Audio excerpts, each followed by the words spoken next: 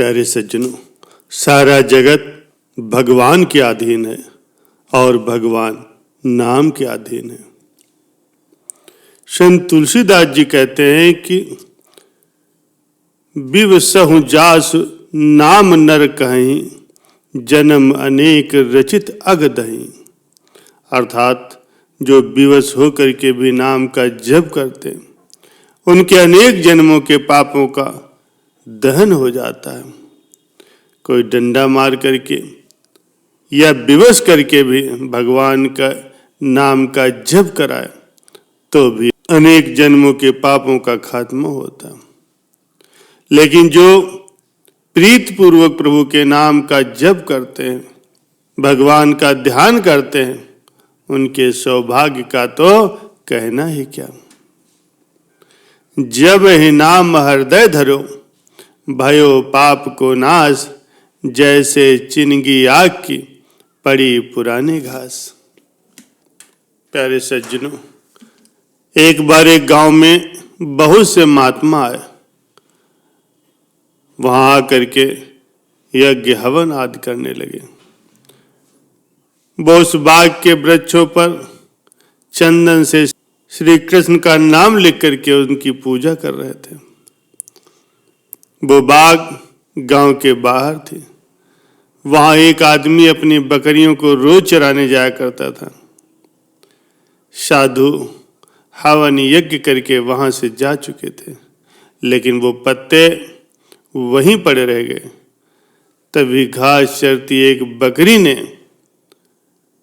वो कृष्ण नाम रूपी पत्ता खा लिया। जब आदमी अपनी बकरियों को लेकर के घर गया तो सभी बकरियां अपने बाड़े में जाकर के मैं करने लगी, लेकिन वो बकरी जिसने कृष्ण नाम को अपने अंदर ले लिया था, वो मैं की जगह पर कृष्ण कृष्ण करने लगी, क्योंकि उसके अंदर कृष्ण वास करने लगे। उसका मैं यानी अहम अपने आप ही दूर हो चुका था। जब सारी बकरियां उसको कृष्ण कृष्ण कहते हुए सुनती तो वो कहने लगी, अरे ये तुम क्या कह रही हो? अपनी भाषा को छोड़ करके ये तुम क्या बोल रही हो? तुम मैं क्यों नहीं कहती? तो बकरी कहने लगी, मैंने कृष्ण नाम रूपी पत्ता खा लिया है। कृष्ण मेरे अंदर बस गया है, मेरा मैं चला गया है। सभी बकरियां उसको अपनी भाषा में बहुत कुछ समझाती रहीं, लेकिन वो टस से मस न हुई और कृष्ण कृष्ण ही रटती रही। सभी बकरियों ने निर्णय लिया कि इसको अपनी टोली से बाहर निकाल देते हैं। वो सभी बकरियां मिलकर के उसे सींगे और धक्के मार मार करके अपने बाड़े से बाहर निकाल देते हैं। सुबह जब बकरियों का मालिक आया तो उस बकरी को बाड़े से बाहर खड़ा देखा तो उसने उसको पकड़ करके फिर से बाड़े के अंदर कर दिया, परंतु बकरियां उसको फिर सींग मार मार करके बाहर निकालने लगी।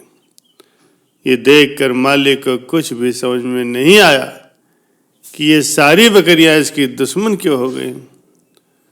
वो आदमी सोचने लगा कि जरूर इसको कोई बीमारी होगी, तभी तो ये सारी बकरियां इसको अपने पास नहीं आने दे रही। वो सोचने लगा, हो न हो इस बकरी के कारण अगर हमारी सभी बकरियां बीमार पड़ गईं तो। ये सोच करके उस आदमी ने उस बकरी को लिया और ले जाकर के जंगल में छोड़ाया।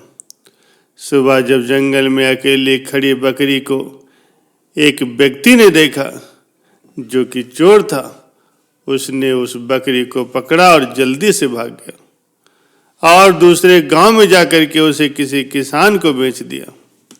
किसान जो कि बहुत ही भोला भाला, उसको कोई फर्क नहीं पड़ा कि बकरी मैं कर रही है या कृष्ण कृष्ण। वो बकरी सारा दिन कृष्ण कृष्ण जपती रही। अब किसान उस बकरी का दूध बेच करके अपना गुजारा करने लगा। कृष्ण नाम के प्रभाव से बकरी बहुत ही ज्यादा और मीठा दूध देती थी। दूर दूर से लोग उसका दूध किसान से लेने के लिए आते थे। किसान जो कि बहुत ही गरीब था, बकरी के आने और उसके दूध की बिक्री होने से उसके घर की दशा अब धीरे धीरे सुधरने लगी। एक दिन राजा के मंत्री और कुछ सैनिक उस गांव से होकर के गुजर रहे थे। उनको बहुत भूख लगी थी, तब उन्हें उस किसान का घर दिखाई दिया। किसान ने उनको बकरी का दूध पिलाया। इतना मीठा और अच्छा दूध पी करके मंत्री और उसके सैनिक बहुत खुश हुए। उन्होंने किसान से कहा, हमने इससे पहले ऐसा दूध कभी नहीं पिया। किसान ने कहा, ये तो इस बकरी का दूध है जो सारा दिन ही कृष्ण कृष्ण करती रहती है। मंत्री उस बकरी को देख करके और कृष्ण नाम जपते देख करके हैरान रह गया। वो किसान का धन्यवाद करके वापस राजमहल को चला आया। तभी उन्हीं दिनों राजमाता, जो कि काफी बीमार थी, बहुत उपचार के बाद भी वो ठीक न हो पाई। राजगुरु ने कहा, माता जी का स्वस्थ होना मुश्किल है, अब तो भगवान ही इनको बचा सकते हैं। राजगुरु ने कहा, अब आप माता जी के पास बैठ करके ज्यादा से ज्यादा ठाकुर जी का नाम जपें। राजा, जो कि अपने काम धंधे में बहुत व्यस्त रहता था, वो सारा दिन राजपाट संभाले या माता जी के पास बैठे। नगर में किसी के पास भी इतना समय नहीं था कि राजमाता के पास बैठ करके भगवान का नाम ले सके। तभी मंत्री को उस बकरी की याद आई, जो कि हमेशा ही कृष्ण कृष्ण का नाम जपती थी। मंत्री ने राजा को उसके बारे में बताया। पहले तो राजा को विश्वास ही नहीं हुआ, लेकिन मंत्री ने जब राजा को अपने साथ उस किसान के घर ले गया तो राजा ने बकरी को कृष्ण नाम जपते हुए सुना तो हैरान रह गया। किसान से बोला, आप ये बकरी मुझे दे दो। किसान ने बड़ी विनम्रता से हाथ जोड़ करके राजा से कहा, महाराज, इसके कारण ही तो मेरे घर के हालात ठीक हुए। अगर मैं ये बकरी आपको दे दूंगा तो मैं फिर से भूखा मरने लगूंगा। राजा ने कहा, आप इसकी फिक्र न करें, मैं आपको इतना धन दे दूंगा कि आपकी सारी गरीबी दूर हो जाएगी। अब किसान ने खुशी खुशी वो बकरी राजा को दे दी। अब वो बकरी राजमहल में राजमाता के पास बैठ करके निरंतर ही कृष्ण कृष्ण का जाप करती।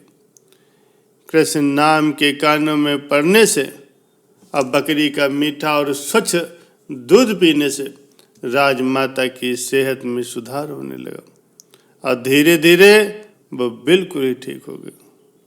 अब तो वो बकरी राजमहल में राजा के पास ही रहने लगी और उसकी संगत से पूरा राजमहल कृष्ण कृष्ण का नाम जपने लगा। पूरे राजमहल और पूरे राज्य में कृष्ण रूपी माहौल हो गया। प्यारे सज्जनों, एक बकरी जो कि पशु है, वो भी नाम के प्रभाव से सीधे राजमहल में पहुंच गई और उसकी मैं यानी उसका अहम खत्म हो गया। तो क्या हम इंसान निरंतर प्रभु का नाम जपने से भवसागर से पार नहीं हो जाएंगे? प्यारे सज्जनों, इसीलिए हमें संत महापुरुषों की चरण शरण ग्रहण करनी चाहिए, उनसे प्रभु नाम रूपी दीक्षा प्राप्त करनी चाहिए, उनकी आज्ञा मौज में रहते हुए ईश्वर की भक्ति करनी चाहिए, जिससे हमारा ये जीवन भी सुखपूर्वक व्यतीत हो और परलोक भी सवर जाए।